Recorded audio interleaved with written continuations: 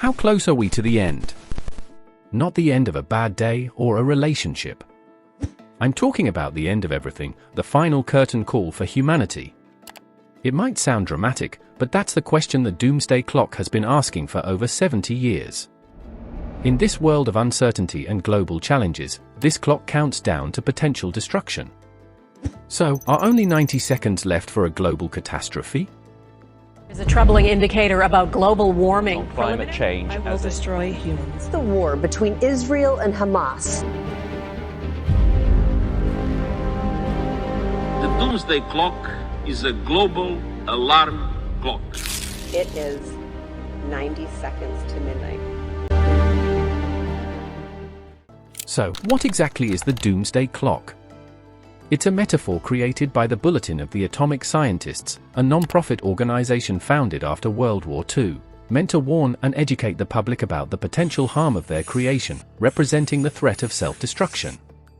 It's not a literal clock, but a metaphor for how close we are to global catastrophe. The clock has a set time, midnight, representing the doomsday scenario. The closer the clock's hands are to midnight, the nearer we are to potential disaster.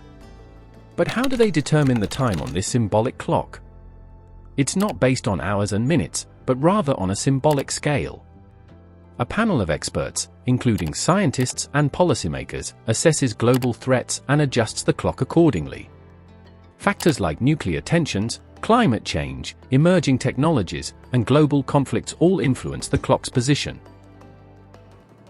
Following the horrors of Hiroshima and Nagasaki in 1947, the Bulletin, founded by Manhattan Project scientists who helped build the atomic bomb but later became anti-war activists, created the clock to visually represent the nuclear threat. The first clock, designed by artist Martil Langsdorff, was set at 7 minutes to midnight.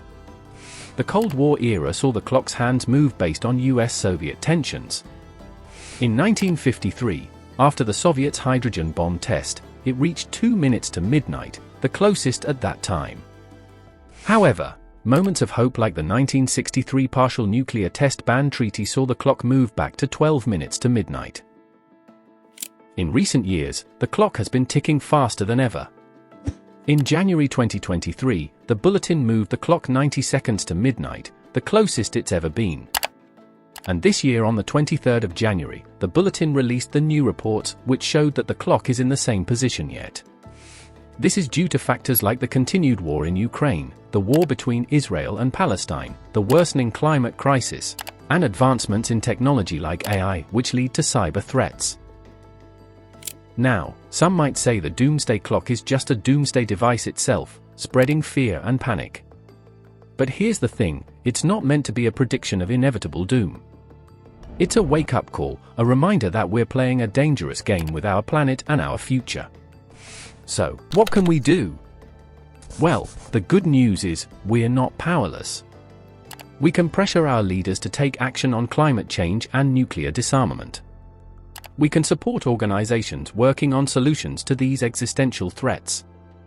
And we can simply be more informed and engaged citizens, demanding a better future for ourselves and future generations. The Doomsday Clock may be ticking, but it's not a countdown to oblivion. It's a countdown to action. Let's make sure the next time the Bulletin sets the clock, it's moving away from midnight, not closer. Remember, the future is in our hands.